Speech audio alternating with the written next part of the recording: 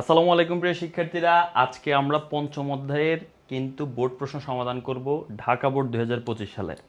So programming ভাষা এটা নিয়ে অনেকের প্রবলেম আছে, অনেকের সামনে টেস্ট পরীক্ষা অনেক বা পঞ্চম অধ্যায়ের কোডিংয়ে তারপরে হচ্ছে ফ্লো চার্টে, অ্যালগোরিদমে, এগুলোতে ঝামেলা হয়। তো আজকের ক্লাসে কিন্তু আমরা যে দুইটা সৃজনশীল মেইনলি সমাধান করব। ঢাকা বোর্ড 25 সালে কিন্তু দুইটা সৃজনশীল আসছে পঞ্চম অধ্যায় থেকে। দুইটা সৃজনশীলে তোমার সি প্রোগ্রামও আছে, অ্যালগোরিদমও আছে, ফ্লো চার্টও আছে, সব কিছু কিন্তু কভার হয়ে যাবে। সো ক্লাসটা মনোযোগ দিয়ে করো আর ক্লাসটা শেয়ার করে রাখো, যেন পরবর্তীতে তুমি রিভাইজ দিতে গেলে জাস্ট এই ভিডিওটা একবার দেখলে তোমার সমাধান হয়ে যায়। তাই তোমাদেরকে যেটা বলবো যে সবাই অবশ্যই ক্লাসটা শেয়ার করে রাখবা এবং হচ্ছে ক্লাসটা মনোযোগ দিয়ে করবা। বেশি সময় নিব না আমরা ইনশাল্লাহ, তবে আমরা একদম ভেঙে ভেঙেই বোঝার চেষ্টা করব। কোনো কিছু এমন হবে না যে আমরা কিছু বুঝবো না, এরকম কিছু হবে না। আর তোমাদেরকে বলবো যে একটু ফ্রেন্ডদেরকে একটু মেনশন করে রাখো যাদের এটা প্রয়োজন। তো যার তুমি হয়তো জানো না কার প্রয়োজন, তো তোমার পরিচিত ফ্রেন্ড যারা আছে এইচএসসি 26-27 তাদেরকে একটু মেনশন করে রাখতে পারো। তারা ক্লাসে জয়েন হলে ইনশাল্লাহ তোমার জন্য সেটা উপকার হবে, মানে আরেকজনকে উপকার করলে অবশ্যই সেটা সব তুমিও পাবা। তো সবাই একটু দ্রুত ক্লাসে যুক্ত হয়ে যাও, আর আমরা ইনশাল্লাহ কিছুক্ষণের মধ্যে আমাদের পড়ালেখা শুরু করব।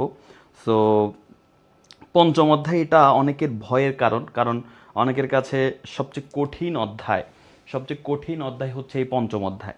কেন? কারণ এখানে সি প্রোগ্রামিংটা অনেকের ভয়ের কারণ। সি প্রোগ্রামিংয়ের অনেকের ঝামেলা হয় যে সি প্রোগ্রামিং ভাই বুঝি না, বা সি প্রোগ্রামিং ভাই আমরা অল বোর্ড করবেন। অল বোর্ড তো আসলে এখন সম্ভব না, অল বোর্ড করলে তো এটা একটা ম্যারাথন ক্লাস হয়ে যাবে। আমি টার্গেট নিয়েছি যে অ্যাটলিস্ট ঢাকা বোর্ডে যে দুইটা সৃজনশীল গুরুত্বপূর্ণ, এই দুইটা সৃজনশীল আমরা সমাধান করব। এখানে ধারা সৃজনশীল আছে, এখানে তোমার লিপ ইয়ারের সৃজনশীল আছে, এখানে তোমার হচ্ছে ইফিলস কন্ডিশন ব্যবহার করার শর্ত আছে, অ্যালগোরিদম আছে, ফ্লো চার্ট আছে। ঠিক আছে, আশা করি বুঝতে পেরেছো জাকারিয়া হোসেন। যারা সালাম দিচ্ছ, রাহা, রিসা, ওকে রিসা, ওয়ালাইকুম আসসালাম, আলহামদুলিল্লাহ ভালো আছি, আর আশা করছি আল্লাহর রহমতে তুমিও ভালো আছো অনেক। তো আজকের ক্লাসটা কিন্তু খুবই গুরুত্বপূর্ণ। পঞ্চম অধ্যায়ে যাদের প্রবলেম আছে সে সব প্রবলেম ইনশাল্লাহ আজকে সমাধান হয়ে যাবে। তো যারা পঞ্চম অধ্যায় আগে পড়ো নাই, যেমন বিশেষ করে এইচএসসি 27, তাদের ক্ষেত্রে পড়াটা বুঝে একটু কঠিন হয়ে যাবে, যেহেতু আমি সরাসরি সৃজনশীল পড়াচ্ছি। তো সেই ক্ষেত্রে তোমাদের উদ্দেশ্যে বলে রাখি যে দেখে যাও, দেখো কতটুকু বুঝো, না বুঝলে প্রবলেম নাই। আমাদের যে এইচএসসি 26-27-এর যে কামব্যাক কোর্স এবং মিশন এ প্লাস কোর্স আছে, সেখানে আমি তো অবশ্যই বেসিক পড়াবো, বা আর হচ্ছে তখন তোমরা ক্লিয়ার হয়ে যাবে। বাট আপাতত দেখতে পারো, কোনো প্রবলেম নাই। সো আমরা প্রথমে যে সৃজনশীলটা নিয়ে আলোচনা করব, সেই সৃজনশীলের দিকে যদি আমরা একটু খেয়াল করি, এই যে দেখো ঢাকা বোর্ড 25 সালে একটা সুন্দর একটা সৃজনশীল আসছে। তো এই সৃজনশীলটা কি আমরা একটু পড়ি। আচ্ছা, সুমাইয়া জান্নাত, ওয়ালাইকুম আসসালাম। সুবাত, আলহামদুলিল্লাহ ভালো আছি, আশা করি তুমিও ভালো আছো। রুকাইয়া রহমান, ওয়ালাইকুম আসসালাম। যারা রেকর্ড দেখতেছো তারা 2 মিনিট পরে ক্লাসটা দেখো, মানে যারা পরবর্তীতে রেকর্ডেড ক্লাসটা দেখতেছো, কারণ আমরা শুরু করতে একটু 2 মিনিট সময় নিব, অনেকেই যুক্ত হবে। আজকের ক্লাসটা খুবই গুরুত্বপূর্ণ। ঢাকা বোর্ড 2025 সালের দুইটা সৃজনশীল আসছে পঞ্চম অধ্যায়, সি প্রোগ্রামিং, যেটা তোমাদের ভয়ের ব্যাপার, সেই ভয়টা ইনশাল্লাহ আজকে দূর হয়ে যাবে। দ্বিতীয়ত, এখানে তুমি অনেক কিছু পেয়ে যাবে। এখানে তুমি যেটা বললাম লিপিয়ারের প্রোগ্রাম পেয়ে যাবা, তুমি এখানে ইফিলসের কন্ডিশনের সি প্রোগ্রামিং পেয়ে যাবা, তুমি এখানে অ্যালগোরিদম পেয়ে যাবা, ফ্লো চার্ট পেয়ে যাবা, ধারার যে ম্যাথ বা হচ্ছে কোড আছে সেটাও কিন্তু তুমি পেয়ে যাবা। ঠিক আছে, আপনার কোর্সে ছিলাম তামিম। ওকে তামিম, এখন এইচএসসিতে ক্লাস করো, 5 চ্যাপ্টারে কিছুই পারি না, সমস্যা নাই, বেসিক ক্লাসগুলো করলে ইনশাল্লাহ ক্লিয়ার হয়ে যাবা। তো চলো আমরা আমাদের পড়াশোনা শুরু করি। ঠিক আছে, সবাইকে আমি বলবো একটু মনোযোগ দিয়ে ক্লাসটা করো, তুমি দেখবা সি প্রোগ্রামিং তোমার কাছে কতটা ইজি হয়ে যায়। ঠিক আছে, কতটা ইজি হয়ে যায়। নর্মালি যারা আজকে প্রথম সি প্রোগ্রামিং করতেছো তাদের ক্ষেত্রে একটু কষ্ট হবে, কারণ ডাইরেক্ট সৃজনশীল করতেছে। আর যারা এইচএসসি 26 তাদের জন্য খুবই হেল্পফুল হবে, কারণ সামনে পরীক্ষা আছে তোমাদের। তো প্রথমে আমরা যে প্রশ্নটা দেখব, আমরা জানি টেস্ট পরীক্ষার মধ্যে কিন্তু বিগত বছরের প্রশ্ন, অনেকগুলো বোর্ড প্রশ্ন থেকে অনেক সময় তোমার রিপিট হয় প্রশ্ন একই টাইপের। দেখো বলতেছে ক খ, আমি একটু মুখে বলে দিই, তার পরবর্তীতে হচ্ছে আমরা গ ঘ মেইনলি করব। প্রথম প্রশ্ন কতে, অ্যারে কি? ঠিক আছে, অ্যারে অ্যারে হচ্ছে নর্মালি একটা ডেটা স্ট্রাকচার যেখানে সমজাতীয় ডেটা সংরক্ষণ করা হয়। সোজা হিসাব, মনে করো তোমাকে এখন বললাম তোমার ক্লাসের হচ্ছে 10 জন শিক্ষার্থীর নাম লাগবে একটা সি প্রোগ্রামিং। এখন তুমি কি এভাবে লিখবা যে হতেছে যে স্টুডেন্ট 1 সমান এই নাম, স্টুডেন্ট 2 সমান এই নাম, কতগুলো 10টা ভেরিয়েবল লাগবে। কিন্তু তুমি একটা অ্যারে যদি ডিক্লেয়ার করো, সেই একটা অ্যারের মধ্যেই 10 জনের নাম, মানে সবগুলো স্ট্রিং টাইপের ডেটা, সবগুলো একটা অ্যারের মধ্যে রেখে দিতে পারো, অর্থাৎ সবগুলো স্ট্রিং হতে হবে, সবগুলোই নেম ক্যারেক্টার টাইপের হতে হবে। তাহলে সেক্ষেত্রে তুমি অ্যারে ব্যবহার করতেছো 10 বার, আর তোমার স্টুডেন্ট 1, স্টুডেন্ট 2, স্টুডেন্ট 3 এরকম 10টা ভেরিয়েবল তোমার ডিক্লেয়ার করার কোনো প্রয়োজন পড়বে না। সো অ্যারে হচ্ছে একটা ডেটা স্ট্রাকচার যেখানে সমজাতীয় ডেটা সংরক্ষণ করা হয়। আচ্ছা, এরপরে আসো খ নম্বর প্রশ্ন, গুরুত্বপূর্ণ একটা প্রশ্ন। দেখো বলা হচ্ছে চলকের নামকরণের সময় কিছু নিয়ম মেনে চলতে হয়, ব্যাখ্যা করো। চলকের নাম আমরা যেমন খুশি তেমন দিতে পারি না। তোমরা অনেক সময় অনেকের নিকনেম রেখে দাও না, যেমন ইচ্ছে তেমন রেখে দাও, ঠিক আছে? আঙ্গু বাঙ্গু চাঙ্গু কত কিছু রেখে দাও, ফ্রেন্ডের নাম আদর করে রাখো, কেউ কেউ আবার মক করার জন্য রাখো, তবে কাউকে বুলি করবা না, এটা বলে রাখি, এটা খারাপ জিনিস, খুবই খারাপ জিনিস। কাউকে কখনো নাম হচ্ছে চেঞ্জ করে ডাকবা না, মানে চেঞ্জ করে ডাকাটা উচিত না, আমাদের ইসলামও সেটা বলে না। আবার অনেক সময় চেঞ্জ করলে অনেকে খুশি হয় যদি সুন্দর নামে ডাকো, ঠিক আছে? মনে করে খুব ভালো পারে, তাকে হয়তো তুমি আইনস্টাইন বলে ডাকতেছো, সে খুশি হবে, ঠিক আছে? কিন্তু কেউ হয়তোবা ডাকে হচ্ছে অন্য নামে, নামগুলো আমি বলি না, না বলি থাক, তো অন্য নামে বলো, ওইসব নাম বলা কিন্তু উচিত না, ঠিক আছে ছোট্ট বন্ধুরা? আমরা এইসব জিনিস আর যেন না করি। আর যেটা বলতেছি, হ্যাঁ অনেকে হইতেছে ফ্রেন্ডদের মেনশন দিতেছো, thank you so much, thank you so much যারা মেনশন করতেছো, আল্লাহ তোমাদের এই সব দিয়ে দিবে, ঠিক আছে? তুমি যে ফ্রেন্ডের উপকার করতেছো। আচ্ছা, চলকের নামকরণ বলতে কি, আমরা সি প্রোগ্রামিংয়ে ভেরিয়েবল ডিক্লেয়ার করি না, ভেরিয়েবলটাই হচ্ছে চলক। এখন তুমি হইতে পারে যে তুমি নাম্বার, কোন একটা নাম্বার হচ্ছে এটা নিবা, তুমি বাংলাতে কত পাইছো বা আইসিটিতে কত পাইছো। এখন তুমি যদি বলো যে যে আইসিটি নাম্বার, একটা স্পেস দিয়ে তারপর লিখলা নাম্বার, এরপরে তুমি লিখলা আইসিটিতে তুমি পাইছো মনে করো যে হচ্ছে এমসিকিউতে মনে করো 25-এ তুমি 23 পাইছো, এভাবে তুমি ডিক্লেয়ার করলে, এটা কিন্তু ভুল, ঠিক আছে? এটা কিন্তু ভুল। মনে করো ইন্ট, এটা হচ্ছে ইন্টিজার ভেরিয়েবল, তোমরা জানো, এটা কিন্তু ভুল। কেন? কারণ তুমি দেখো, তুমি যে নামটা রাখছো এই নামটার মধ্যে কিন্তু একটা স্পেস দিয়ে দিছো, নামের মধ্যে কোনো স্পেস দেওয়া যায় না, ভেরিয়েবলের নামে বা চলকের নামকরণে কোনো স্পেস দেওয়া যায় না। দ্বিতীয়ত তুমি হয়তো বা আচ্ছা ঠিক আছে স্পেস দেওয়া যায় না, ভাই বলছি স্পেস দেওয়া যায় না, তাহলে আমি অন্য কিছু রাখবো। তাহলে কি তুমি হয়তো বা রাখতে চেতেছো যে আইসিটি হাইপেন দিয়ে তারপর লিখছো নাম্বার, নাম্বার, এটাও কিন্তু করা যাবে না, হাইপেন ব্যবহার করা যাবে না। তাহলে কি ব্যবহার করবো? তুমি হাইপেনের পরিবর্তে আরেকটা জিনিস ব্যবহার করতে পারি, আন্ডারস্কোর, যেটা হাইপেনের মতোই বাট এটা নিচ দিয়ে হয় আর কি, আন্ডারস্কোর, আন্ডারস্কোর ব্যবহার করতে পারবা, বাট হাইপেন ব্যবহার করা যাবে না। অথবা তুমি হয়তো বা এরকম লিখতে চাইতেছো, তোমায় আইসিটিতে তুমি এরকম লিখলা 1 আইসিটি নাম্বার, মানে একটা সংখ্যা ব্যবহার করলা কোনো কারণে, 1 আইসিটি লিখে রাখলো, এটা কিন্তু হবে না। তুমি শুরুতে কোনো নাম্বার ব্যবহার করবা না। তো কিছু নিয়ম আছে, ওই নিয়মগুলো আমাদের ফলো করে তারপরে হচ্ছে নামকরণ করতে হয়। সো এটা হচ্ছে আমাদের কথা। সো চলকের নামকরণের সময় আমাদের কিছু নিয়ম মেনে চলতে হবে, এই হচ্ছে কথা। এবার আমরা চলে আসি আমাদের পরবর্তী প্রশ্নে, যেটা আমরা চলে আসি, সেটাতে আমরা চলে যাই। স্যার ক্যাপিটাল লেটার ইউজ করা যায় না, ক্যাপিটাল লেটার আমি বলি, অনেকে বলতেছে যে ক্যাপিটাল লেটার ইউজ করা যায় না। দেখো তুমি যদি এখানে নাম দাও যে হচ্ছে আইসিটি, এইভাবে লিখতে হবে আইসিটি, ঠিক আছে? তুমি পরবর্তীতে যখন এটাকে কল করবা তুমি এইভাবেই কল করতে হবে। তখন তুমি যদি ছোট হাতের আইসিটি লেখো তখন ভুল, তুমি এখানে বড় হাতের লিখলে তুমি বড় হাতের দিয়ে কল করতে হবে, ছোট হাতের লিখলে ছোট হাতের দিয়ে কল করতে হবে, এই হচ্ছে কথা, ঠিক আছে? ছোট হাতের লিখলে ছোট হাত দিয়ে কল করতে হবে। ওকে, একজনে কি বললো কমেন্টটা হারাই ফেললাম। সো এগুলো একটু, যে কথাগুলো আমি বললাম স্পেস দেওয়া যাবে না, এগুলো একটু নোট করে ফেলো।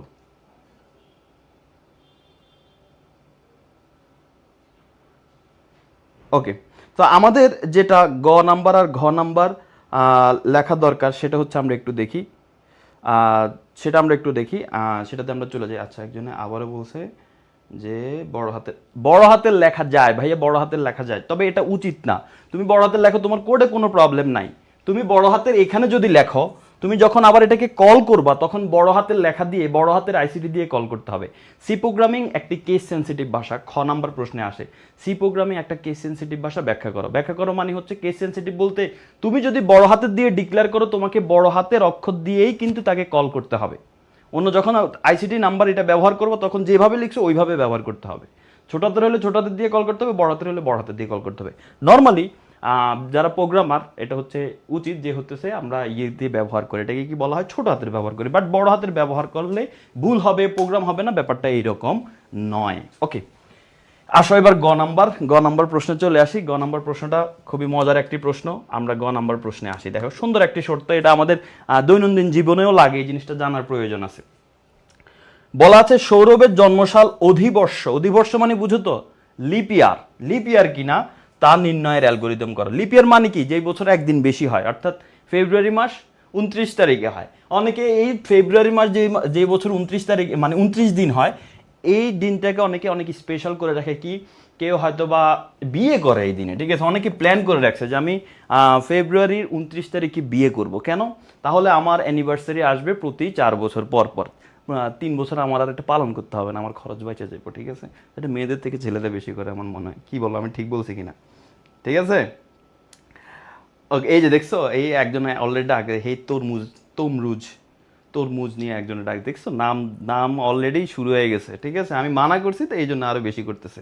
ওকে, সো এই যে অধিবর্ষ, কোনো বছর অধিবর্ষ কিনা এটা আমরা কিভাবে বের করব? এখন আমরা অনেক হয়তো জানি যে 4 দিয়ে ভাগ করলে করা গেলেই সেটা অধিবর্ষ না, এটার অ্যাকচুয়াল কয়েকটা শর্ত আছে, সবগুলো মেনে চললে তাহলে সেটা অধিবর্ষ, ঠিক আছে, সবগুলো মেনে চললে তাহলে সেটা অধিবর্ষ। ওকে, এখন আমরা আসি যে কোনো একটা বছর অধিবর্ষ বা লিপ ইয়ার কিনা এটা আমরা কিভাবে বুঝবো। কোনো একটা বছর অধিবর্ষ বা লিপ ইয়ার কিনা এটা আমরা কিভাবে বুঝবো? দেখো, কোনো একটা বছর অধিবর্ষ বা লিপ ইয়ার কিনা এটা বোঝার জন্য তোমাকে দুইটা শর্ত মানতে হবে। দুইটা শর্ততে বোঝা যায় যে এটা অধিবর্ষ কিনা। প্রথম শর্ত যেটা, এখন এটার আমরা অ্যালগোরিদম তৈরি করবো। অ্যালগোরিদমের আগে আমাদের জানতে হবে শর্তটা কি। এখন শর্ত হচ্ছে কোনো বছরকে মনে করো, এই যে বছর, আমরা এখানে বছরে লিখে রাখলাম, কোনো বছরকে যদি ভাগ 400 দিয়ে ভাগ যায়, কত দিয়ে? 400 দিয়ে। মনে করো কোনো একটা বছরকে যদি 400 দিয়ে ভাগ যায়, এই যে এই ভাগ বলে আমরা এইভাবে দেই আর কি, যে এই পার্সেন্টেজ 400 দিয়ে ভাগ করলে ভাগশেষ 0। ভাগশেষ এটার মানে কি জানো তো? পার্সেন্টেজ মানে কি এটা বুঝো।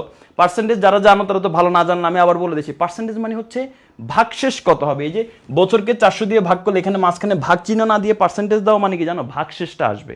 তো ভাগশেষটা 0 যদি হয়, 0 মানে কি? 400 দিয়ে ভাগ যায়, কোনো কিছু দিয়ে ভাগ গেলে ভাগশেষ কত হয়? 0। তার মানে কোনো বছরকে যদি 400 দিয়ে ভাগ যায় তাহলে সেটা লিপ ইয়ার। তাহলে সেটা কি? সেটা হচ্ছে লিপ ইয়ার বা অধিবর্ষ। তার মানে ওই বছর ফেব্রুয়ারি মাস 29 দিনে হবে, এই একটা শর্ত।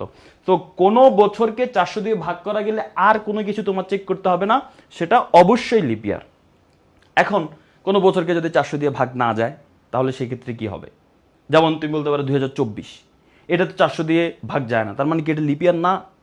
দেখো না, লিপ ইয়ারের আরও একটা শর্ত আছে। সেই শর্তটা কি? যদি কোনো বছরকে 400 দিয়ে ভাগ যায় সেটা লিপ ইয়ার, যদি না যায় সেটা লিপ ইয়ার না, এটা বলা যাবে না। আরেকটা শর্ত আছে, সেটা চেক করতে হবে। সেই শর্তটা কি? সেই শর্তটা হচ্ছে যদি ওই বছরটাকে 4 দিয়ে ভাগ যায়, মানে ভাগ করলে ভাগশেষ 0 হবে, ঠিক আছে, 4 দিয়ে ভাগ করলে ভাগশেষ 0 হবে, 4 দিয়ে ভাগ করলে ভাগশেষ 0 হবে, এবং 100 দিয়ে ওই বছরটাকে, এবং এখানে আমি বাংলায় লিখে দিলাম, এবং ওই বছরটাকে 100 দিয়ে ভাগ করলে ভাগশেষ 0 হবে না। এই শর্তটা ভালো করে দেখো। যেমন 2024, 4 দিয়ে ভাগ করলে 0 হবে, 4 দিয়ে ভাগ করলে কত হবে? 0 হবে। আর 100 দিয়ে ভাগ করলে ভাগশেষ 0 হবে না, মানে 100 দিয়ে ভাগ যাবে না, সোজা হিসাব। ওই বছরটাকে যদি 4 দিয়ে ভাগ যায় কিন্তু 100 দিয়ে ভাগ না যায় তাহলে সেটা লিপ ইয়ার। এখন এরকম একটা উদাহরণ দেন স্যার, এরকম একটা উদাহরণ, যেমন মনে করো যে 1900 সাল, ঠিক আছে, 1900 সাল, এটাকে তুমি হয়তোবা 4 দিয়ে ভাগ করলে এখানে হবে 16 3, এটাকে মনে করো 4 দিয়ে, এটা 4 দিয়ে ভাগ যায়, এটা 4 দিয়ে ভাগ যায়, 4 4 16 3 0 4 7 28 2 0, হ্যাঁ এটা 4 দিয়ে ভাগ যায়। দেখো এটা কিন্তু 4 দিয়ে ভাগ যায়। এখন এটা 4 দিয়ে ভাগ যায়, আবার 100 দিয়ে ভাগ যায় না, বা 100 দিয়েও ভাগ যায়। তো এখন ব্যাপারটা হইতেছে এরকম যে 4 দিয়ে ভাগ গেলেই যে সেটা লিপ ইয়ার হবে তা কিন্তু না। 4 দিয়ে ভাগ গেলে এবং যদি 100 দিয়ে ভাগ না যায় তাহলে সেটা হচ্ছে লিপ ইয়ার। সো মাথায়, আমি জানি অনেকের গোলায় ফেলছে, তার মানে আমি সহজ ভাষায় একবার বলি। কোনো একটা বছর তোমাকে দিল, তোমাকে বললো 2020 সাল কি লিপ ইয়ার কিনা বের করো। তো তুমি প্রথমে 2020 সালকে 400 দিয়ে ভাগ করবা, ভাগ করলে যদি ভাগশেষ 0 হয়, ইয়েস এটা লিপ ইয়ার। এখন মনে করো যে না, হইল না, ভাগ গেল না, 2020 সালকে 400 দিয়ে ভাগ যায় না, ভাগশেষ 20 থেকে যায়, তার মানে এটা ভাগ যাইতেছে না 400 দিয়ে, তাহলে কি এটা লিপ ইয়ার না? না, তোমাকে আরও একটা শর্ত আছে, সেটা চেক করতে হবে। সেটা যদি দেখো যে সেটা তো লিপ ইয়ার হইতেও পারে, সেটা কি? সেটা দ্বিতীয় শর্ত। দ্বিতীয় শর্তটা কি? এবার ওই বছরটাকে তুমি 4 দিয়ে ভাগ করো, ভাগ করলে তুমি দেখতেছো ওয়াও 4 দিয়ে ভাগ যেতেছে, এখন কি লিপ ইয়ার বলতে পারবা না? তোমাকে সাথে সাথে আবার দেখতে হবে 100 দিয়ে যেন ভাগ না যায়। 100 দিয়ে যেন ভাগ না যায় তাহলে সেটা লিপ ইয়ার। সো 100 দিয়ে যদি তুমি ভাগ করো, যদি ভাগ না যায় তাহলে সেটা হবে লিপ ইয়ার। বুঝতে পারছো? আশা করি ক্লিয়ার হয়ে গিয়েছো। তোমরা নোট করে ফেলো, একটা লিপ ইয়ার হওয়ার জন্য শর্ত দুইটা। প্রথম শর্ত 400 দিয়ে ভাগ যাইতে হবে, দ্বিতীয় শর্ত 4 দিয়ে ভাগ যাইতে হবে, 100 দিয়ে ভাগ যাওয়া যাবে না, তাহলে সেটা লিপ ইয়ার। এখন আসো, এখন আসো, এখন আসো, এই সবাই চুপ করো, মন দিয়ে ক্লাস করো। তানিয়া বলছে, তানিয়ার কথা তোমরা সবাই শুনো, ঠিক আছে? তানিয়ার কথা সবাই শুনো। বউকে গিফট দিতে হবে না, ফাহিমা ভুইয়া বলতেছে। হ্যাঁ, ফাহিমা ভুইয়ার, তাহলে ফাহিমা ভুইয়া কখনোই লিপ ইয়ারে কোনো কিছু স্পেশাল কিছু চিন্তা করবো না, কেউ যদি বলেও সেটা চিন্তা করবো না, ওকে? আচ্ছা, এখন আসো, এখন আসো, আমরা কি বলছে, সৌরভের জন্মসাল অধিবর্ষ কিনা তার নির্ণয়ের অ্যালগোরিদম তৈরি করো, অ্যালগোরিদম। ওকে, সো জন্মসাল কত? 1990। জন্মসালটা কত? 1990। এখন আমাদের বের করতে হবে 1990টা আসলে লিপিয়ার কি লিপিয়ার না। এটার আমরা কি করব? এটার আমরা হচ্ছে অ্যালগোরিদম করব। এখন খুব প্রশ্ন, ভাই অ্যালগোরিদম কি আমি বাংলায় লিখবো, ধাপ 1, ধাপ 2, ধাপ 3 এভাবে লিখবো, নাকি আমি ইংরেজিতে লিখবো স্টেপ 1, স্টেপ 2 এভাবে লিখবো? তোমার ইচ্ছা ভাই, তুমি যেভাবে লেখো কোনো প্রবলেম না, ইংলিশে লেখো, বাংলায় লেখো, কোনো সমস্যা নেই। তো এখন কিভাবে লিখবো বলো তো? আচ্ছা, আমরা ইংরেজিতেই লিখি, ওকে? আমরা ইংরেজিতে লিখি, ওকে? আচ্ছা, তো ইংরেজিতে আমরা লিখবো, আমরা অবশ্যই আমরা ইংরেজি খুব ভালো পারি, ঠিক আছে?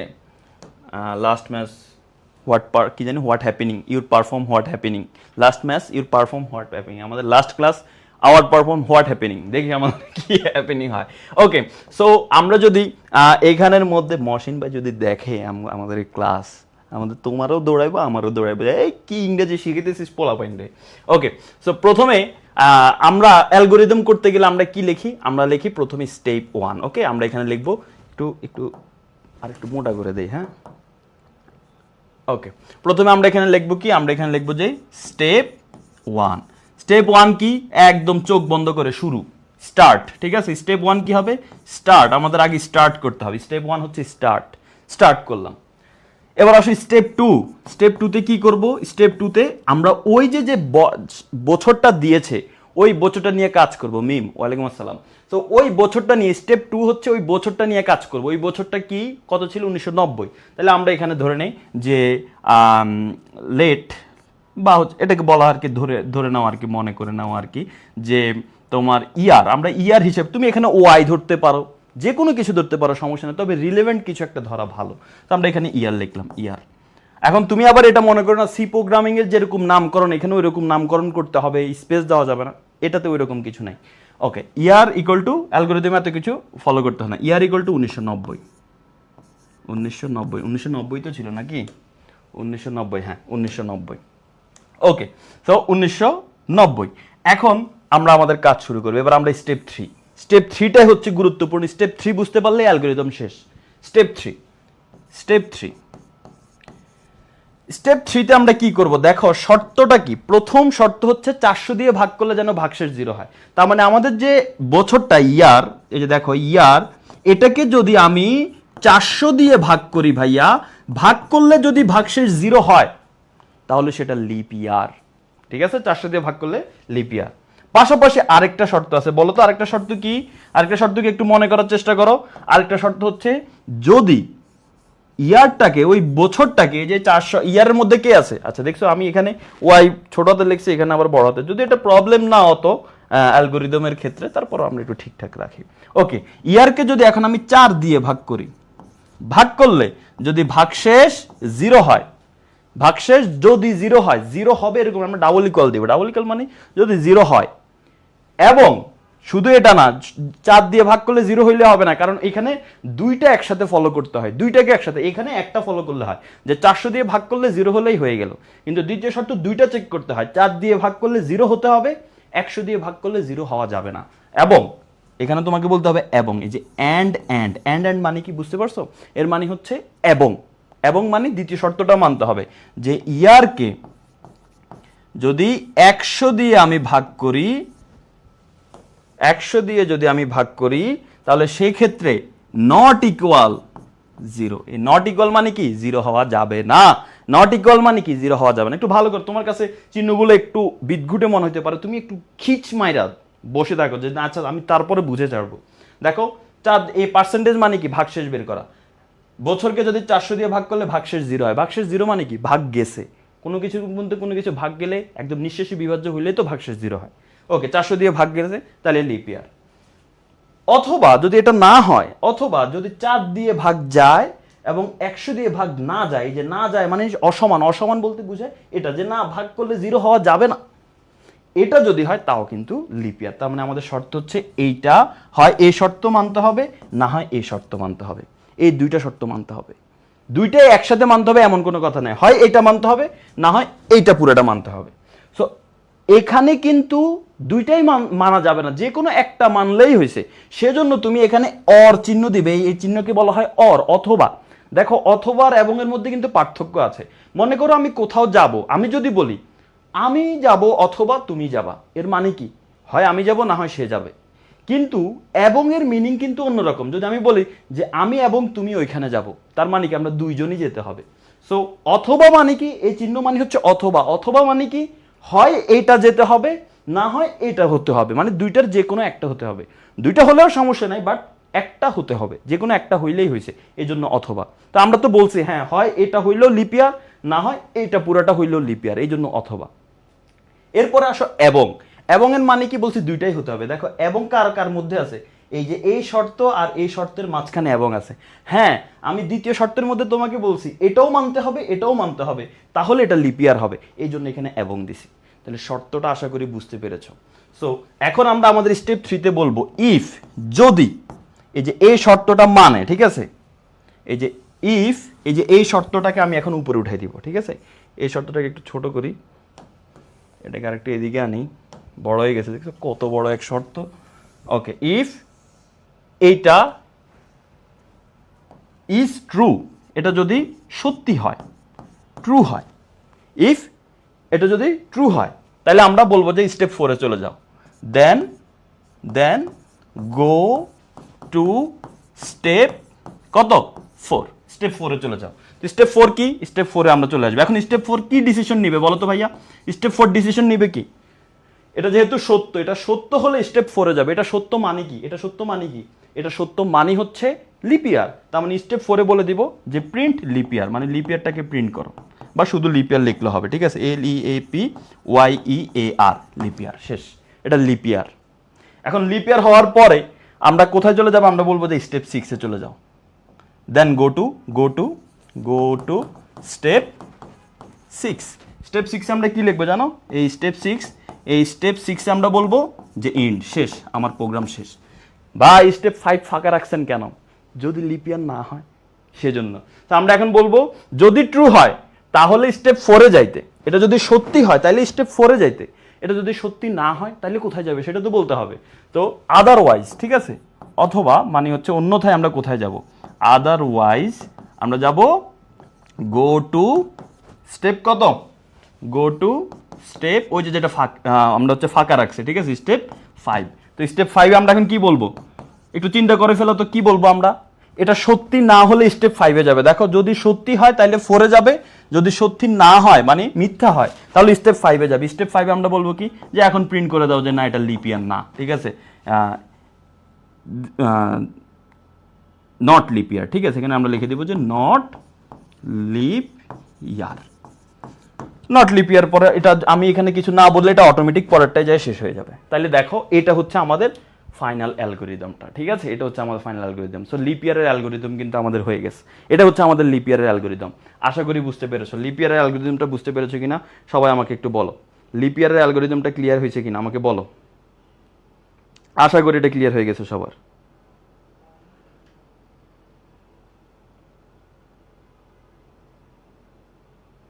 প্রায় এক যুগ পরে আসলেন। আচ্ছা, এই যে লিপ ইয়ার অ্যালগোরিদমটা কিন্তু হয়ে গেছে। 400 দিয়ে যারা হচ্ছে এতদিন জানতো শুধু 4 দিয়ে ভাগ করলে হবে, তাদের জন্য সমবেদনা। আর আজকে থেকে আর সমবেদনা নাই, কারণ আজকে থেকে তুমি জানো হয় 400 দিয়ে ভাগ দিতে হবে, না হলে হয় 4 দিয়ে ভাগ যাবে, 100 দিয়ে ভাগ যাবে না, ঠিক আছে।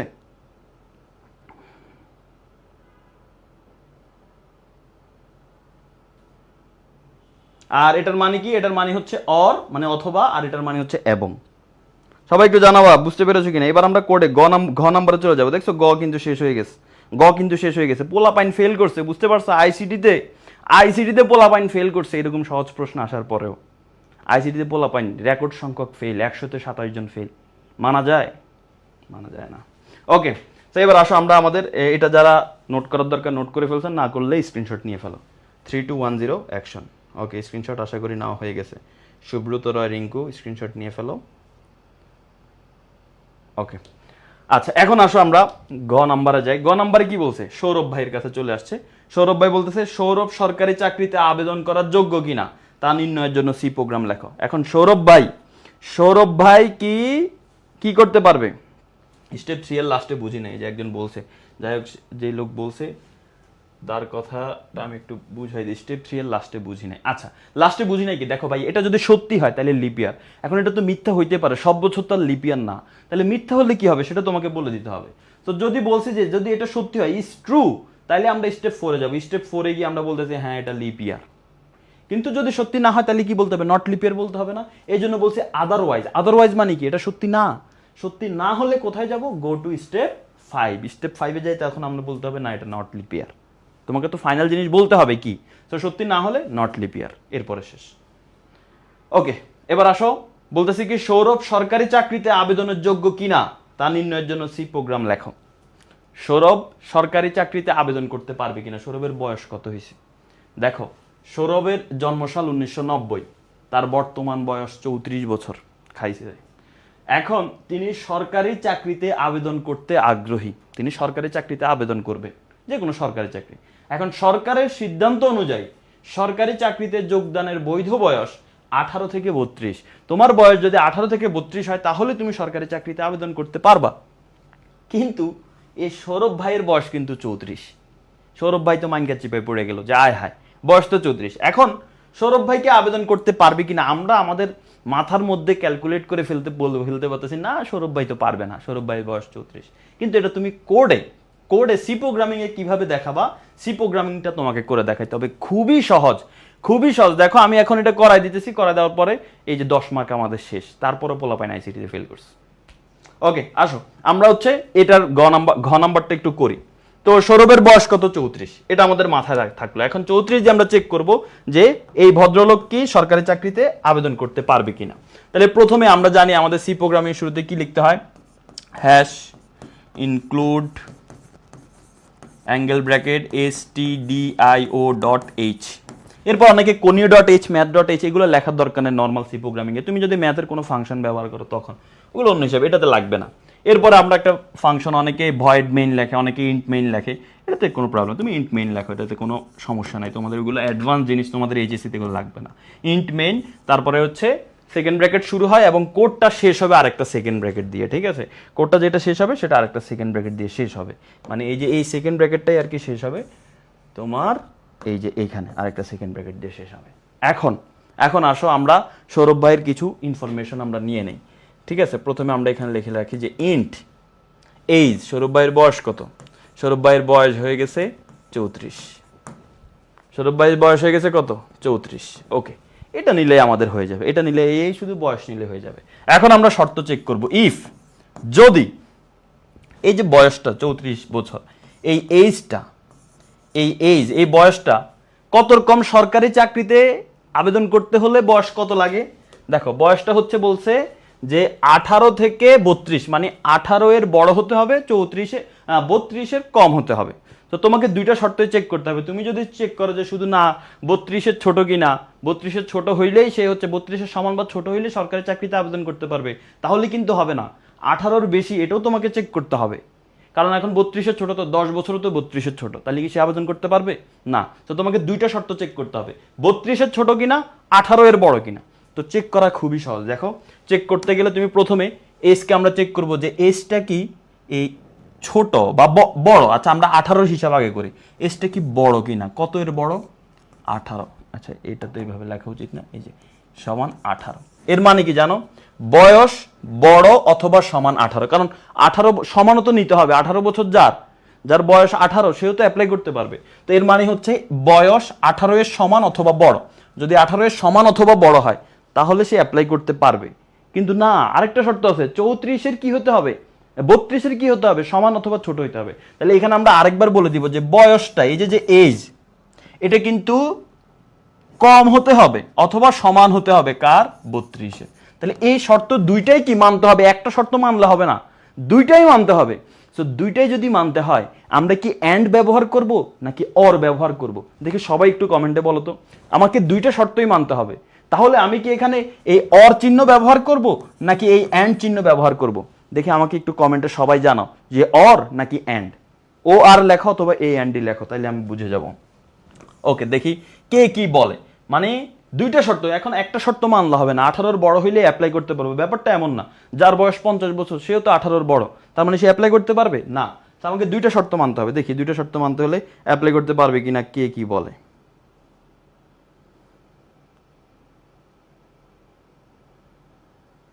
আচ্ছা, এই যে মির্জা বলতেছে অ্যান্ড, রুকায়া রহমান বলতেছে অ্যান্ড, সিয়াম ভুয়ান বলতেছে অ্যান্ড, আমাতুল্লাহ রিশা বলতেছে অ্যান্ড, শাহরিয়ার বলতেছে অ্যান্ড।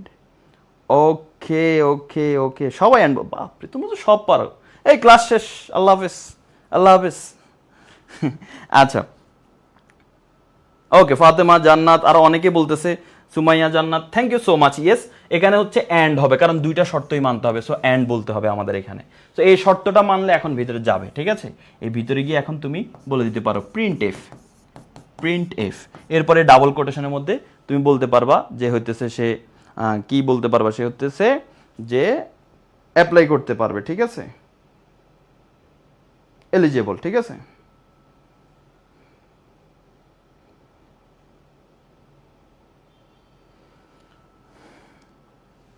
ওকে, তার মানে সে এখন অ্যাপ্লাই করতে পারবে, এটা শর্ত মানছে, তার মানে অ্যাপ্লাই করতে। তাহলে আমরা এখানে কি লিখে দিব? এলিজেবল। ওকে, তার মানে সে অ্যাপ্লাই করতে পারবে। ওকে, শেষ।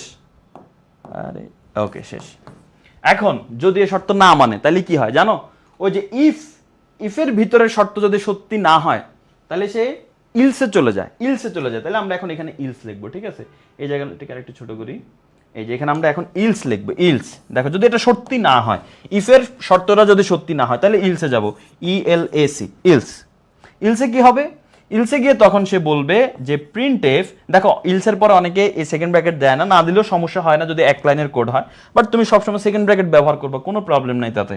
তো আমি এখন বলে দিব প্রিন্ট এফ, এখানে ডাবল কোটেশনের মধ্যে আমি বলে দিব যে নট এলিজেবল, ঠিক আছে? Not eligible. ওকে, শেষ। এই যে আমাদের এখানে রিটার্ন জিরো তুমি চাইলে দেখতে পারো, না লিখলেও সমস্যা নেই, রিটার্ন জিরো। ওকে, তাহলে আমাদের এই সি প্রোগ্রামিং শেষ। এই দেখছো, ছোট ছোট দুইটা কোড করলে 10 নম্বর, ক খ আর এই গ ঘ করলে 10।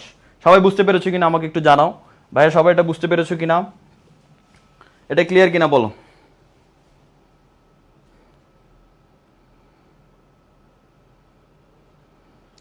সবাই এটা বুঝতে পেরেছো কিনা বলা। তাহলে দেখো, আমরা কিন্তু এখানে লিপিয়ার শিখলাম, আমরা এখানে ইফিলসের কন্ডিশন যেটা সেটা শিখলাম, সি প্রোগ্রামিং, এবং পাশাপাশি অ্যালগোরিদম কিভাবে লিখতে হয় সেগুলোর একটা ধারণা পেয়ে গেলাম।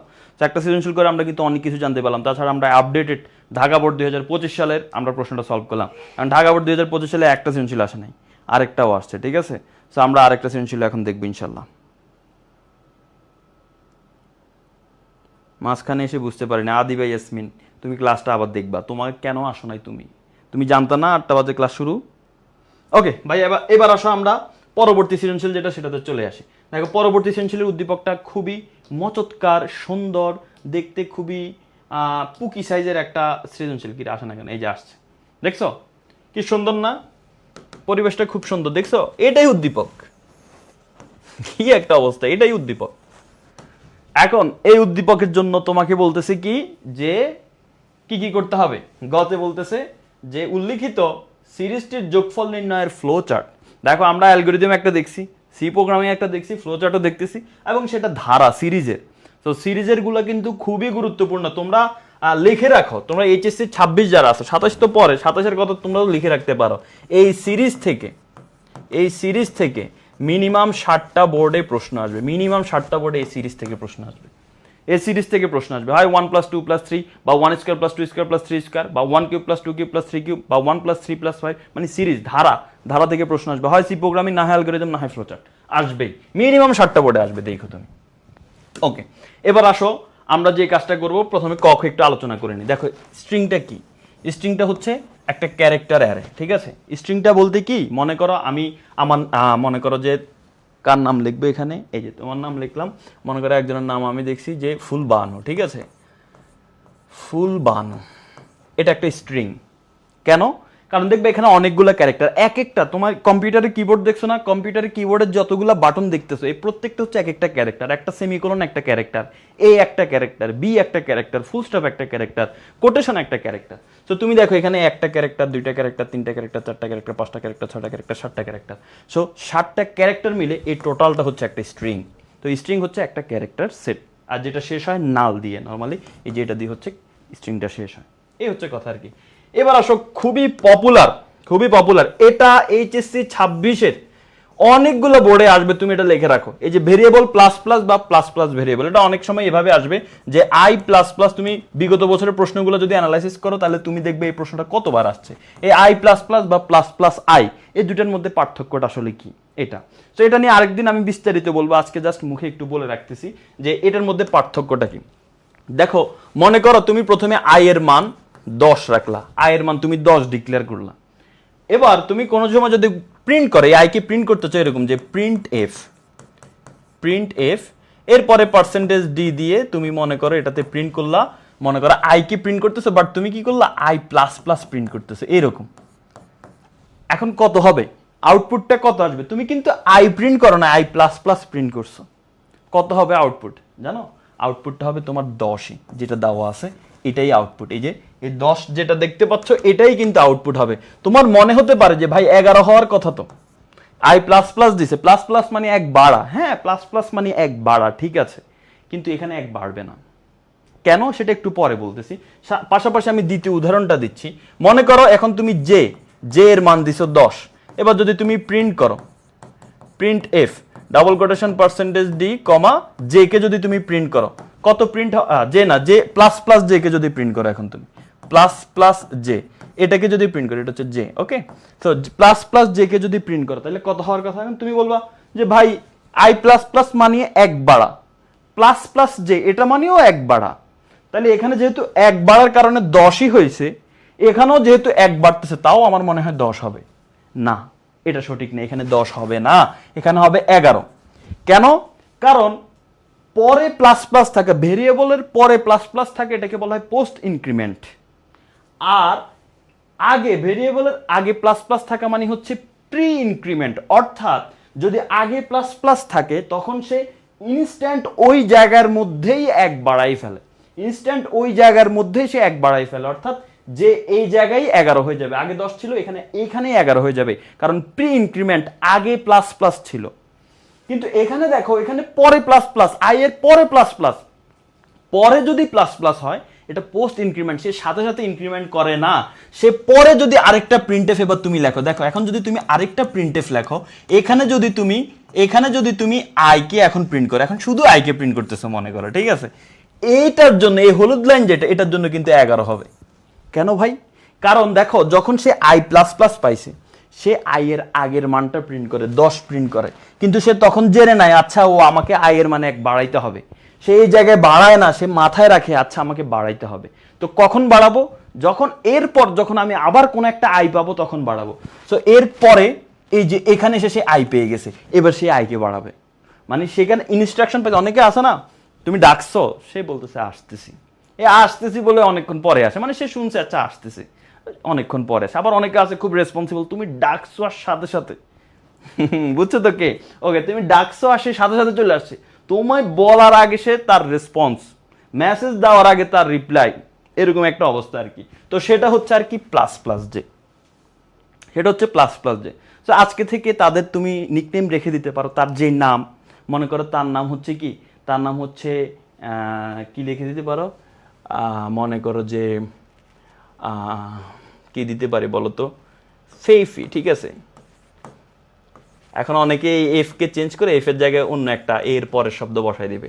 সো তাকে ফেইফি বলে ডাকবা, তবে তার আগে প্লাস প্লাস দিবা যদি সে খুব রেসপন্সিবল হয়, আর যদি রেসপন্সিবল না হয় তাহলে কি করবা, এই ফেইফির আগে এফ কে চেঞ্জ করবা তোমরা, আমি জানি, তারপর বলতেছি না, এই যে প্লাস প্লাস দিবা, যে হচ্ছে কম দেরিতে রেসপন্স করে, তাহলে তার নামের পরে তার নিকনেম দিবা, নামের পরে রেসপন্স দিবা। সাথে সাথে রেসপন্স করে না, লেটে হইতেছে রেসপন্স করে, তাহলে তার নামের পরে প্লাস প্লাস দিবা। যে বলার আগেই সে হচ্ছে প্লাস প্লাস ফেফি। ওকে, আচ্ছা, সো এটা বুঝতে পারছো আশা করি। সো ভেরিয়েবলের পরে প্লাস প্লাস হলে এটাকে হচ্ছে পোস্ট ইনক্রিমেন্ট, মানে পরে যখন একটা ভেরিয়েবল পাবে তখন সে 1 বাড়ায়, আর এটাকে বলা হয় প্রি ইনক্রিমেন্ট, ভেরিয়েবলের মান সাথে সাথে 1 বাড়ায়।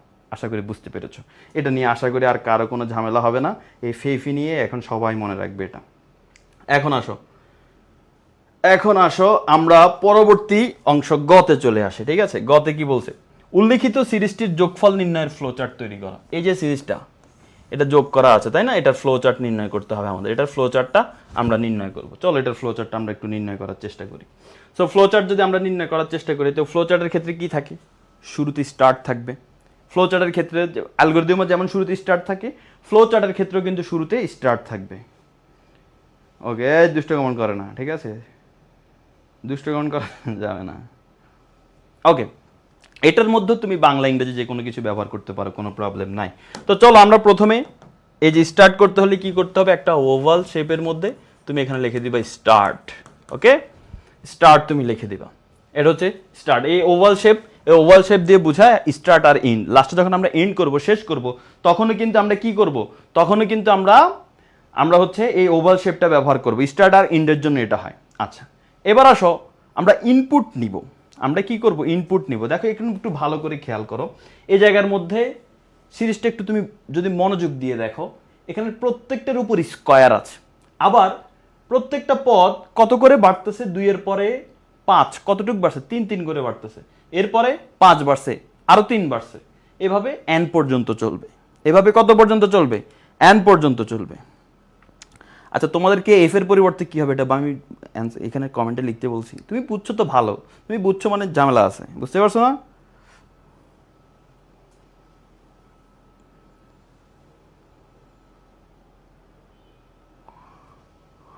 ওকে, সো এখন আসো আমরা এখন যে কাজটা করব, ইনপুট নিব। এই যে পরের স্টেপ যেটা, ইনপুট আর আউটপুটের জন্য তুমি সামান্তরিক যে চিহ্নটা আছে এই চিহ্নটা ব্যবহার করব। তো আমরা ইনপুট কাকে নিব?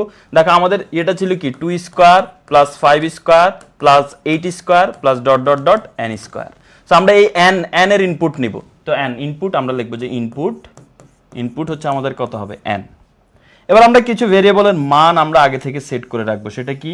সেটা হচ্ছে যেমন আমাদের এখানে আমরা যদি খেয়াল করি, এটা যোগফল বের করতে হবে, সেজন্য আমরা এটাকে যোগফলকে আমরা সাম লিখতে পারি, ঠিক আছে? যোগফলটা আমরা যেখানে রাখবো SUM, সাম, এই সামের মান আমরা 0 রাখবো। দেখো এটা কিন্তু ইনপুট নিতেছি, এটা আমি সেট করতেছি, প্রসেসিং করতেছি। এটা সেট করার জন্য রেক্টেঙ্গেল ব্যবহার করা হয়। অর্থাৎ তুমি মান নির্ধারণ করে দিতেছো, এটা কিন্তু ইনপুট হিসেবে নিচ্ছ না, মান নির্ধারণ করে দিতেছো, তখন সেক্ষেত্রে কিন্তু রেক্টেঙ্গেল হবে, অর্থাৎ আমাদের আয়তক্ষেত্র হবে।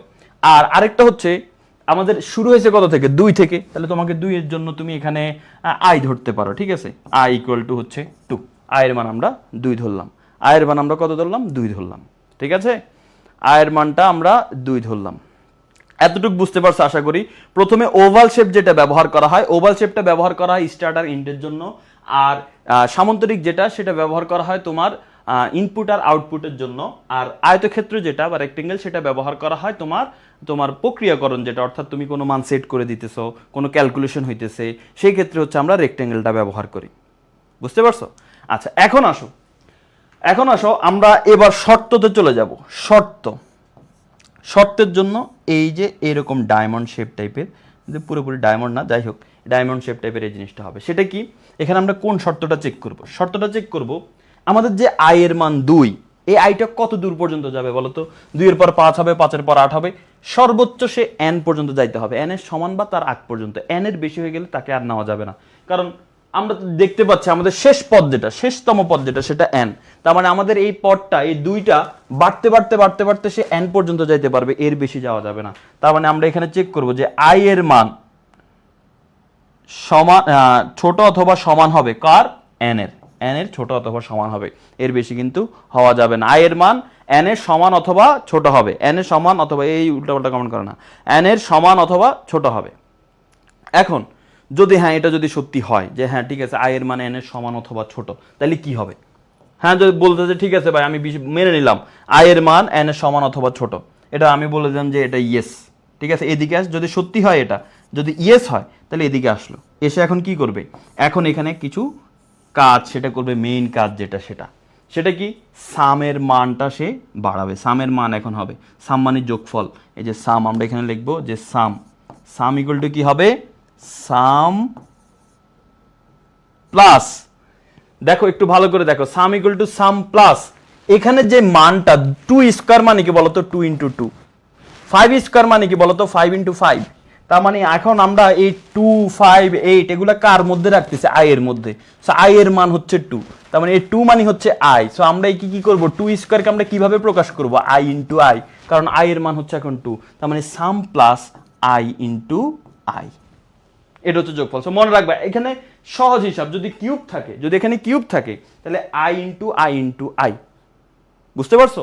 যদি এখানে স্কয়ার থাকে তাহলে আই ইন্টু আই, যদি এখানে শুধু 2 থাকে কোনো উপরে কিছু নাই তাহলে শুধু সাম প্লাস আই, এই আর কিচ্ছু না। যোগফল নির্ণয় করা এটা সহজ নিয়ম। সামের মান 0 ধরবা, এবার সামের সাথে ওই পদটা বারবার যোগ করবে। এখন ওই পদ কত? ওই পদ তো 2 না, 2 স্কয়ার, এই জন্য 2 আমাদের কার কাছে আছে? 2 আমাদের আই এর কাছে আছে। সো আই কে 2 স্কয়ার বানাতে হলে আই ইন্টু আই লিখতে হবে। সো এই জন্য আমরা এখানে আই ইন্টু আই লিখছি। আচ্ছা এখন আসো, আই এর মান তো 2 ছিল, তো 2 এর কাজ তো করে ফেলছো তুমি, 2 এর 2 স্কয়ার যোগ করে ফেলছো। এবার 2 কে কত বানাইতে হবে? 5 বানাইতে হবে, 3 বাড়াইতে হবে। তার মানে আই কে তোমার এখন 3 বাড়াইতে হবে। সো তুমি এখানে লিখে দিবা I equal to I plus 3। I এর মান এখন 3 বেড়ে 5 হয়ে যাবে। আই এর মান এখন কত হয়ে যাবে? 5 হয়ে যাবে।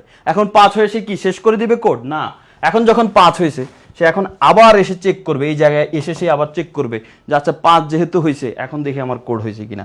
সো এটা এইখানে আবার আসবে, এই যে এই জায়গার মধ্যে আবার এই শর্তের মধ্যে আবার সে ব্যাক আসবে। এসে এখন আয়ের মান কত হবে? আয়ের মান কিন্তু 3 বেড়ে 5 হয়েছে। 5 কি এন এর ছোট? হ্যাঁ ছোট, কারণ এন এখনো অনেক দূরে। তো 5 এন এর ছোট যেহেতু, আবার যদি সত্যি হয় আবার আসবে, আয়ের মান আবার সামের মান বাড়বে, পাশাপাশি আয়ের মান আরো 3 বেড়ে 8 হবে, এরকম 8 এর পরে আরো 3 বাড়বে, এরকম বাড়তে বাড়তে সে এক পর্যায়ে এন পর্যন্ত যাবে। তো যখন সে এন এর বেশি হয়ে যাবে, মানে আর সত্যি হচ্ছে না আয়ের মান এন এর বেশি, আমাদের এই শর্ত হচ্ছে আয়ের মান এন এর ছোট, কিন্তু এখন ব্যাপারটা হয়ে গেছে যে না আয়ের মান এন এর বেশি হয়ে গেছে, ইয়েস আর হচ্ছে না, নো। যদি নো হয় তাহলে এখন আমরা কি করব? এখন আমরা আমাদের অ্যান্সারটা লিখে দিব। কি রে বোর্ড ডিস্টার্ব করে? ওকে, নো। যদি নো হয় তাহলে আমরা কি করব? তাহলে আমাদের কাজ শেষ। আমরা হচ্ছে কি কাকে প্রিন্ট করে দিব?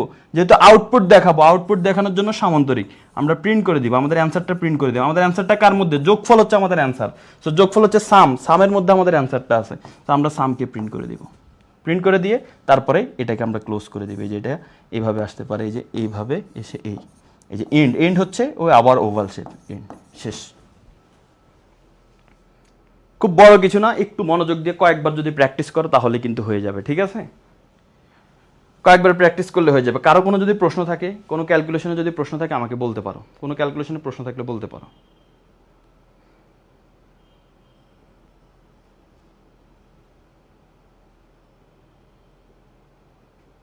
বললাম তো 3 পাওয়ার থাকলে কি করবা? 3 যদি পাওয়ার থাকে, কমেন্ট পড়ার দরকার, যখন বুঝবা তো কমেন্টের দিকে তাকানোর দরকার নেই, কমেন্ট হাইড করে রাখা যেত। 3 পাওয়ার থাকলে তো আমি বলে দিলাম আই 3টা হবে। যদি পাওয়ার নাই থাকে তাহলে শুধু আই একটা হবে, সোজা হিসাব।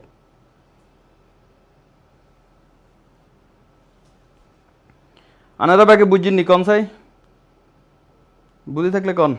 আর ক্লাসটা শেয়ার করো না যারা, অবশ্যই ক্লাসটা শেয়ার করে রাখো। যদি এতক্ষণ ক্লাস করে তোমার মনে হয় যে না কিছু শিখছো, নতুন কিছু হলেও শিখছো, তোমার এই বোর্ড প্রশ্নটা তোমার ক্লিয়ার হয়ে গেছে, সেক্ষেত্রে ক্লাসটা শেয়ার করে রাখো। ওকে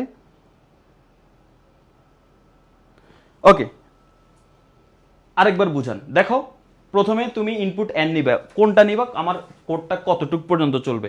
এখানে যদি হয় 10 তাহলে আমি ইনপুট নিব 10, এখানে যদি হয় 100 তাহলে আমি ইনপুট নিব 100, সোজা হিসাব। সো এখন মনে করো যে হচ্ছে, আচ্ছা মনে করো যে এখানে লাস্টে এই এন এর জায়গায় 3 3 করে বাড়তেছে, আমি এনটা চেঞ্জ করে দিই, তাহলে অনেকে বুঝতে পারবা। 8 এর পর 3 যোগ করলে কত হয়? 8 3 11, 11 3 14, 11 3 14, 14 আর 3 17, মনে করো এখানে 17 পর্যন্ত আছে। ওকে, 17 স্কয়ার পর্যন্ত আছে। এখন আসো, তো এন এর মান আমি 17 ধরে নিলাম, কারণ আমার সর্বশেষ পদ হচ্ছে এন, তো সর্বশেষ পদ হচ্ছে 17, তো 17কে আমি এন ধরে নিলাম। তার মানে এখন থেকে তুমি এন দেখলে বুঝবা যে 17। আচ্ছা এবার আসো, আমাকে বলছে এই সিরিজটার যোগফল বের করতে হবে। যোগফল এই সবগুলোকে স্কয়ার করে যোগ করলে যত হবে সেটা আমাকে বের করতে হবে। সেই জন্য আমরা সাম লিখবো, সামের মধ্যে আমাদের যোগফলটা রাখবো। সেই জন্য আমরা সাম নামে একটা ভেরিয়েবল আমরা নিলাম। এখানে তোমার ইন্ট মিন্ট এগুলো কিছু লেখার দরকার নেই, কারণ এটা সি প্রোগ্রামিং না, তোমার ইন্ট ফ্লোট এগুলো কিছু লেখার প্রয়োজন পড়বে না। আচ্ছা 0 ধরে নিলাম। এরপরে পাশাপাশি তুমি যে 2 এর পরে 5 বাড়তেছে, 5 এর পরে 8 বাড়তেছে, এগুলো এক জায়গায় রাখতে হবে, একটা ভেরিয়েবল ধরে নিতে হবে। তো সেটা আমি ধরে নিলাম আই, এর মান 2 দিয়ে। এখানে প্রথমে যে পদটা থাকবে সেটাই এর মান হবে। প্রথমে 1 থাকলে এখানে এর মান 1 হইতো, 3 হলে এর মান 3 হইতো, সোজা হিসাব। ওকে, এবার আসলে আমরা চেক করা শুরু করব। কি চেক করব? প্রথমেই আমরা দেখব, আমরা যে পদ নিয়ে কাজ করব, আমরা এই পদটা নিয়ে কাজ করব। এই পদই তো আস্তে আস্তে বাড়তে থাকবে। আমরা দেখব এই পদটা কি 17 এর ছোট কিনা। যতক্ষণ পর্যন্ত এই পদটা, এই পদ 2 হবে, 2 এর পর 5 হবে, 8 হবে, কিন্তু আমরা চেক করতে থাকবো যে এই পদ 17 এর ছোট যতক্ষণ পর্যন্ত থাকবে ততক্ষণ পর্যন্ত আমরা কাজ করব। তাই আমরা চেক করতেছি যদি এই আইটা মানে আই মানে হচ্ছে 2, এই 2টা যদি n এর ছোট হয়, n মানে কি 17, ওই যে 2টা যদি 17 এর ছোট হয়, তো 2 যদি 17 এর ছোট হয় তাহলে এদিকে সেই কাজটা করবে। আর যদি 17 ছোট না হয় তাহলে প্রিন্ট করে অ্যান্সার দিয়ে দিবে। তো 2 আমরা দেখতে পাচ্ছি 17 ছোট, সত্যি। এখন বলতেছে এটা সত্যি, যদি সত্যি ইয়েস মানে সত্যি, সত্যি যদি হয় তাহলে এদিকে আসবো, হ্যাঁ যদি হয় তাহলে এদিকে আসবো। এদিকে এসে কি করবে, এবার আমরা এটা যোগ করে ফেলবো। তো আমরা প্রথমে সামের মান 0 রাখছি, তাহলে এখন সাম ইকুয়াল সাম প্লাস আই, এর মানে কি জানো? সাম প্লাস আই ইন্টু আই, এর মানে কি? এর মানে হচ্ছে প্রথমে সামের মান 0 ছিল, এবার যোগ করবে কি I into I. I into I মানে কত ভাইয়া বলো তো? আয়ের মান যেহেতু 2, আয়ের মান যেহেতু 2, আই ইন্টু আই মানে 2 ইন্টু 2, 2 ইন্টু 2, এই 2 ইন্টু 2 মানে কি জানো? 2 স্কোয়ার। সো 0 সাথে 2 স্কোয়ার যোগ করলে 4ই হয়। তার মানে দেখছো প্রথম পদ আমাদের যোগ হয়ে গেছে, 4 হয়ে গেছে, এই যে 4 হয়ে গেছে। তো এবার তো প্রথম পদ যোগ হয়ে গেছে, ভালো কথা। এবার আমরা এটাকে যোগ করতে হবে, 5 স্কোয়ার মানে 25কে আমাদের যোগ করতে হবে। তো এখন 5, 2কে এখন 5 বানাই দিতে হবে, আয়ের মান 2 থেকে 5 বানাই দিতে হবে, এই জন্য আয়ের মান 3 বাড়াই দিলাম। আয়ের মান এতক্ষণ 2 ছিল, এই যে 2 ছিল, 2 হয়ে এখানে এসে আয়ের মান 5 হয়ে গেছে। এই যে 2 এর সাথে 3 যোগ করে আয়ের মান 5, 5 হয়ে এবার এখানে আসতেছে। এখানে বলতেছে এই আয়ের মান কি এনের ছোট কিনা? আয় কিন্তু এখন 5, 5 কি এই যে 17 ছোট কিনা? হ্যাঁ 5 17 ছোট, যদি ছোট হয় তাহলে এখানে আবার আসবে। এখন বলতেছে সামের সাথে আই ইন্টু আই যোগ করো, তাহলে সাম হচ্ছে এখন আমাদের কত? এখন সাম কিন্তু আর 0 নাই, এখন আগে সাম কিন্তু আমাদের 4 হয়ে গেছে, দেখছো আগের বার 4 হয়ে গেছে। তাহলে এখন সাম equal to some plus I into I, এর মানে কি? এর মানে এখন সাম হচ্ছে 4, 4 কিন্তু এই যে আগের বার ঘুরেই কিন্তু 4 হয়ে গেছে। এবার প্লাস আই ইন্টু আই মানে কি? আয়ের মান কিন্তু 3 বেড়ে 5 হয়ে এখানে আসছে, তার মানে আয়ের মান 5, তাহলে 5 ইন্টু 5, তাহলে 4 প্লাস 5 5 কত? 25, তাহলে কত হয়? 29। তাহলে সামের মান কিন্তু এখন হয়ে গেছে 29। তো সামের মান যেহেতু এখন 29, সামের মান যেহেতু এখন 29, তার মানে এবার সে আবার এখানে আসবে। তার মানে তুমি আসলে দেখো এই প্রথম দুইটা পদ যোগ করলে 29 হয়, 2 2 4, 5 5 25, 25 আর 4 যোগ করলে 29। এরপরে এটা যোগ করবে, এরপরে সর্বশেষ 17 যোগ করবে। 17 যোগ করার পরে যখন আয়ের মান আরো 3 বেড়ে 20 হয়ে যাবে, 20 হয়ে এখানে এসে তখন সে দেখবে যে না, আয়ের মান 20 কিন্তু এন এর মান 17, এটা ছোট না, 20 17 ছোট না, এটা সত্যি না। তার মানে নো এর দিকে চলে যাবে, আর নো এর দিকে চলে গেলে কাকে প্রিন্ট করে দিবে? সামকে প্রিন্ট করে দিবে। সর্বশেষ সামের মান যত থাকবে সেটা এখানে আউটপুট হিসেবে দেখাবে এবং কোড শেষ, মানে আমাদের ফ্লোচার্টটা শেষ। ওকে, এখন আমি জাস্ট গ নাম্বারটা তোমাকে একটু দেখাই দিচ্ছি। গ নাম্বারটা তোমরা হচ্ছে একটু দেখো, গ নাম্বারটা হচ্ছে দেখে, গ নাম্বারটা আমি বুঝাই দিচ্ছি, গ নাম্বারটা বাসায় করবা, ঠিক আছে? তো আসো আমরা একটু গ নাম্বারটা দেখি। গ নাম্বার প্রশ্নে কি বলা, ঘ নাম্বারটা আর কি, যে ইফ স্টেটমেন্ট ব্যবহার করে সিরিজটি প্রথম 40টি পদের যোগফল নির্ণয় করে। দেখো আমি সব শর্ত বুঝাই দিছি তোমাকে, জাস্ট প্রথম 40টি পদ মানে কি জানো? 40টি পদ মানে হচ্ছে 40 বার পর্যন্ত এইটা ঘুরতে থাকবে, 40 বার পর্যন্ত। তোমরা নিজেরা একটু প্র্যাকটিস করো, না হলে আমাদের পরবর্তী লাইভ ক্লাস আমি ওটা করাই দিব, কোনো প্রবলেম নাই। আজকের ক্লাস এই পর্যন্ত ছিল। কারো কোনো প্রশ্ন থাকলে আমাকে বলতে পারো, বা আইসিটি রিলেটেড কোনো প্রশ্ন থাকলে বলতে পারো। আমাদের কিন্তু এইচএসসি 26-এর কিন্তু আমাদের কামব্যাক 2.0 কোর্স চলমান আছে। অলরেডি আমি 1-2টা ক্লাস নিয়ে ফেলেছি। সো তোমরা যারা ভর্তি হওয়ার চিন্তা করতেছো, আইসিটির একদম ফুল প্রিপারেশন নেওয়ার চিন্তা করতেছো, একদম বেসিক পড়বা আগে, তারপরে হচ্ছে সিকিউ পড়বা, তারপরে এমসিকিউ পড়বা, তাহলে তোমরা ওই ক্লাসে যুক্ত হতে পারো, ওই কোর্সে যুক্ত হতে পারো। তোমার জন্য ইনশাল্লাহ বেস্ট কোর্স হবে, এটা আমি তোমাকে বলতে পারি। তাছাড়া যারা এইচএসসি 27 আসো তাদের ক্ষেত্রেও সেম, তোমাদের হচ্ছে মিশন A+ কোর্স চলতেছে, ওইখানে আমার 2-1টা ক্লাস শুরু হয়ে গিয়েছে। তোমরা যদি এখন ভর্তি হতে পারো তোমাদের বেস্ট একটা ডিসিশন হবে। যদি তোমরা চাও, তোমাদের যদি মনে হয় যে পড়ালেখা করা উচিত, তাহলে করতে হবে। সামকে সবসময় 0 নিয়ে, হ্যাঁ সাম সবসময় 0 থেকে শুরু করতে হবে, সাম সবসময় 0 থেকে শুরু করতে হবে। ওকে, আচ্ছা একজন বলছে যে ঘ করাই দেন, ঘটা একটু নিজে চেষ্টা করো, আজকে আর সময় নাই, এখানে অন্য ক্লাস আছে, সেই জন্য আমাদের এটা বুঝছে, আগেরটা বুঝিনি, কারণ আগেরটা তুমি পরে যুক্ত হয়েছো। আগেরটা আরও তাড়াতাড়ি বুঝবে, আগেরটা আরও সহজ। তো আগেরটা তুমি হচ্ছে জাস্ট একটু রেকর্ডটা একটু দরকার 2x স্পিড করে দেখে নিও, হয়ে যাবে। লাস্টে n থাকলে S0 নিব। লাস্টে n কত আছে না আছে কি কোনো বিষয় না, যোগফল বললেই সামের মান 0 থাকবে সবসময়, এটা মনে রাখবা ভাই। সেই কোর্সটি কতদিনে শেষ হবে? 3 মাস। 3 মাসে তোমার আইসিটির 6টা অধ্যায় আমি সম্পূর্ণ শেষ করে দিব। বেসিক পাঠ্য বইটা ভালো করে সমাধান করব, যে অধ্যায় শেষ করব সেই অধ্যায়ের এমসিকিউ সিকিউ দুইটাই প্র্যাকটিস করব। এরপর এভাবে হচ্ছে আমাদের সম্পূর্ণ কোর্সটা শেষ করবো, লাস্টে সাজেশন ক্লাস হবে এবং তুমি কিভাবে বাকি সময়গুলো তোমার এইচএসসি আসার আগ পর্যন্ত আইসিটিকে আর কিভাবে তুমি পড়তে পারো। কারণ 3 মাস পর যদি তুমি আর পড়ালেখা না করো ভুলে যাবে, এই যে কোড এগুলো ভুলে যাবে যদি আর না পড়ো। তো তোমার ফিউচার স্ট্র্যাটেজি কি সেগুলো নিয়ে দুই একটা ক্লাস হবে, তাহলে ওইভাবে যদি তুমি বাকি এইচএসসির আগ পর্যন্ত পড়ো তাহলে তোমার আইসিটি নিয়ে আর কোনো সমস্যা হবে না। তো যারা ভর্তি হতে চাও অবশ্যই ক্লাসে ভর্তি হতে পারো। চতুর্থ অধ্যায় এখনো শেষ হয় নাই, চতুর্থ অধ্যায়ের এখন আমাদের টেবিল অনেক কিছু বাকি আছে। তো চতুর্থ যুক্তি হতে পারো। আর এখানে এই লাইভে অলরেডি আমার স্টুডেন্টরা আছে, তোমরা তাদেরকে জিজ্ঞেস করতে পারো যে ক্লাসের কোয়ালিটি কেমন হয়, কেমন পড়ানো হয়। আর তাছাড়া আমাদের যে পিডিএফগুলো আছে, যা স্লাইডগুলো আছে স্পেশাল, সেগুলোও কিন্তু দিয়ে দেওয়া হয়। ঠিক আছে, পাওয়ার যদি ভিন্ন হয় বলে দিলাম তো ভাইয়া, পাওয়ার যদি ভিন্ন হয় 3 যদি হয় তাহলে এরকম, কিন্তু পাওয়ার 5 ওইটা হবে না, এত বেশি দেয় না, দিলে ওই i5টা সোজা হিসাবে। এটা তো এই যে মনে করো আমি তোমাকে বললাম যে 2 কিউব মানে 2, দেখছো বাম হাতে লিখতেছি কেন, ওকে 2 কিউব মানে 2 কয়টা? 3টা। 2 স্কোয়ার মানে 2 কয়টা? 2টা। তো 2 কিউব হলে i 3 বার গুণ দিবা, 2 স্কোয়ার হলে i তুমি হচ্ছে 2 বার গুণ দিবা, এই তো, আর তো কিছু না।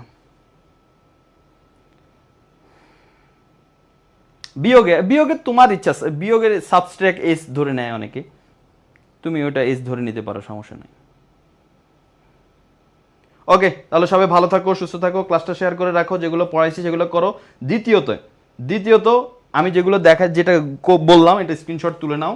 এই যে এই নাম্বারটা, এটা বাসে একটু করার চেষ্টা করো, ঠিক আছে? করার চেষ্টা, নাহলে আমি পরবর্তী লাইভ ক্লাসে এটা সমাধান করাই দেবো কোনো এক জায়গায়, ঠিক আছে? তো এটা একটু বাসায় এখন চেষ্টা করো তুমি। আমি জানি যারা হচ্ছে প্রথম সি প্রোগ্রাম আজকে দেখতেছো তারা পারবা না, সত্যি কথাই পারবা না। যারা প্রথম সি প্রোগ্রাম দেখতেছো, যারা একটু পড়ালেখা করছো এর আগে, তাদের পারা উচিত। একটা ফল লুপ ব্যবহার করবা, তাহলে কাজ হয়ে যাবে।